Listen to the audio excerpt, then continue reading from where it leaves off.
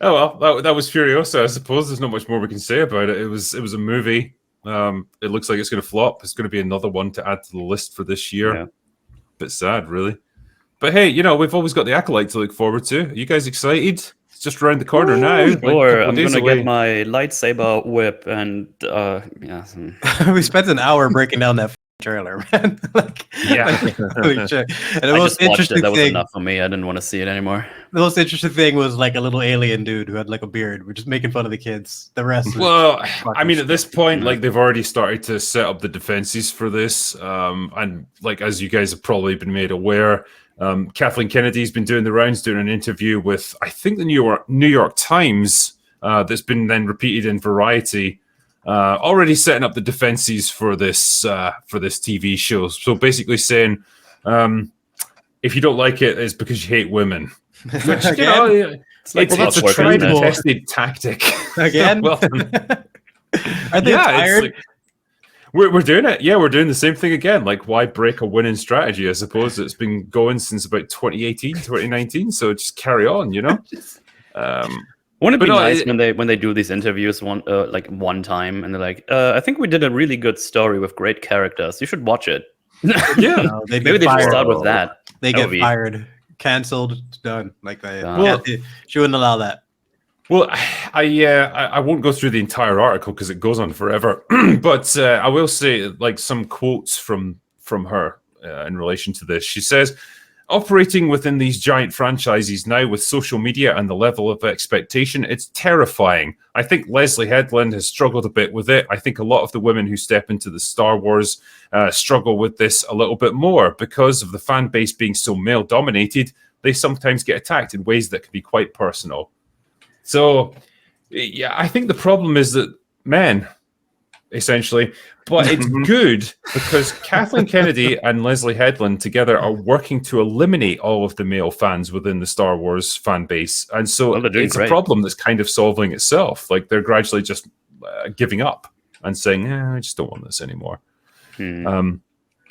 But I just thought, like, yeah, give it a little bit more time. Like, the remaining fans who are still annoyed about the shit things that you're doing, they will become apathetic to the point where they just don't care anymore, and then they'll just move on to something else, and then you won't even really have fans anymore. So it's an interesting problem that kind of fixes itself in the long run. But I just thought it's interesting that their strategy, obviously, is to preemptively plant the seeds that anyone who dislikes the Acolyte is doing it for sexist reasons rather than just because the show looks like absolute garbage. The amount of people that just going to be us five.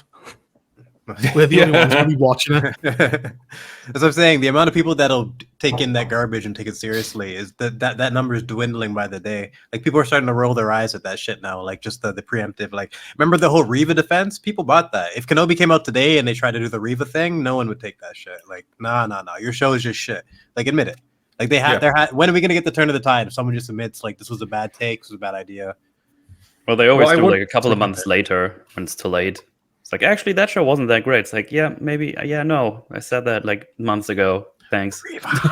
When you called me a sexist. Well, I think my favorite, like, transition in that kind of vein was Rings of Power, where the Guardian first, like, they led with the whole, like, this show is amazing, it's the best thing on TV, and then like a month later, same author and everything said, right, now that it's all over, can we just admit that the Rings of Power was absolute dog shit?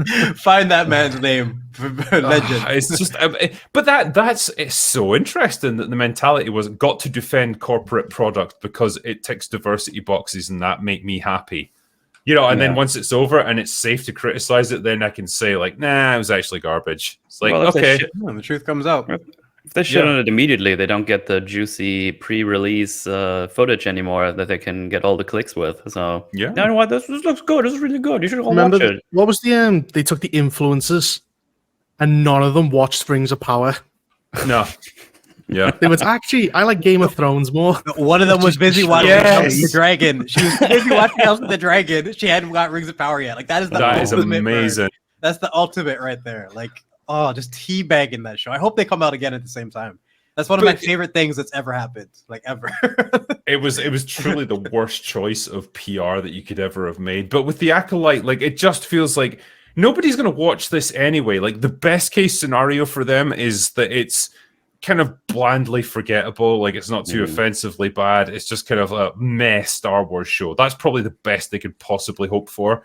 And nobody's really going to watch it anyway. The worst case scenario really hard on this one, though. Because they did that with Echo. Echo was 8 episodes, and they cut it down to 5, hoping everyone would forget it. Do you think they're going to do it with Acolytes, or do you think they're so delusional they'll just go, yeah, fucking put in everything? No, I think they're putting a lot into this. Personally, they actually believe it's good. I don't know if it's that or if they're just going to try and overwhelm people with visual spectacle. But just looking at the trailers, it kind of feels like there's a lot of money behind it. And I don't know if that's just overcompensation. Like, we've got to try and sell this thing, because if you look at pretty much every other Star Wars TV show that they've made, they've all been fucking failures. You know, even the best case scenario where you had something like Andor, you know, it was pretty good quality in terms of writing and stuff, but nobody really watched it. So again, it was a failure from a financial point of view. Yeah, I just don't know what they're worse. Because Andor was the same as Ahsoka in terms of viewership, and Ahsoka's got more recognition. She was like a more recognized character. Yeah. So each one seems to be doing even worse. And I don't think the Acolyte, like, is there any star power other than the guy from Squid Game no one knows the name of? His name is Ronald, okay? Ronald McSquid Game. Yeah. Mr. You're Squid. so fucking right. Nobody remembers his fucking name. I remember Il Nam. That's it. They would have him go racist Star Wars fans, you know, fans of ours, but he probably can't speak English well. So they have no one to come out and like insult you before the episodes, like you've got Carrie-Anne Moss, who I think is probably the closest you get into a movie star or whatever, or with a bit of star power in this show. It's probably not that long. Yeah, I mean, it's just, you know, it's kind of an irrelevant force in Hollywood now, but like it's just kind of a legacy thing, I suppose, that's attached to this show. But yeah, I can't wait for the sort of hostage videos where like she records something in her car saying like, I'm so disappointed in the Star Wars fans. You piece of shit. Yeah. Fuck you, watch my video. Yeah. I don't know, they keep burning their reputations with that shit, you know. Some of these celebrities just don't understand. Out of touch. Completely out of touch. Didn't they spoil the twist in their own trailer? There's twins. I heard something about that. The girl with because apparently the girl with the cloth over her face who's fighting Carrie-Anne Moss, she's an evil one. There's a good one. But the thing is, though, they both have the same hairstyle. So these twins are separated at birth, have gone to the same barber, gotten the exact same hair color, gotten the exact same style. My God, it's uncanny. It's like fucking stupid. I can't even begin to describe with words in the English language how unexcited I am for this show. Like, there's just nothing in it. There's nothing in the trailer. There's nothing in the promotional material. There's nothing in any of the cast or the actors attached to it that makes me think, oh yeah, I want to watch this. I mean, the Star Wars YouTube channel is trying. They put like 10 videos out in the last like 3 weeks. Like, look at the behind the scenes and official clips. Like, yeah, I don't care. Oh, they're desperate, man. What's there to talk about? No one gives a shit. It's Kylo with teeth. That's what we got, haven't we? We got Kylo Ren with teeth. We got the Mandalorian with violin. Apparently, that's one of the clips. I'm gonna have a look actually at their YouTube channel just to see curiosity. Oh the viewership. God. Yeah, just so official clip channel from the Acolyte, 321,000 views. Yeah. The Acolyte Exploring Star Wars, 51,000 views. That's from yesterday. That's a channel with 4 million subscribers. What have we got? What's the dislike? Isn't it like I've got 74,000 likes, 180,000 dislikes. Oh man! No. What's the view? What's the view count? That 6.6 million. That's on really the latest trailer.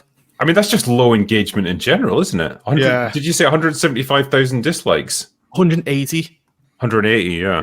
Plus, it rounds down, so it'll probably be like 190, 200,000.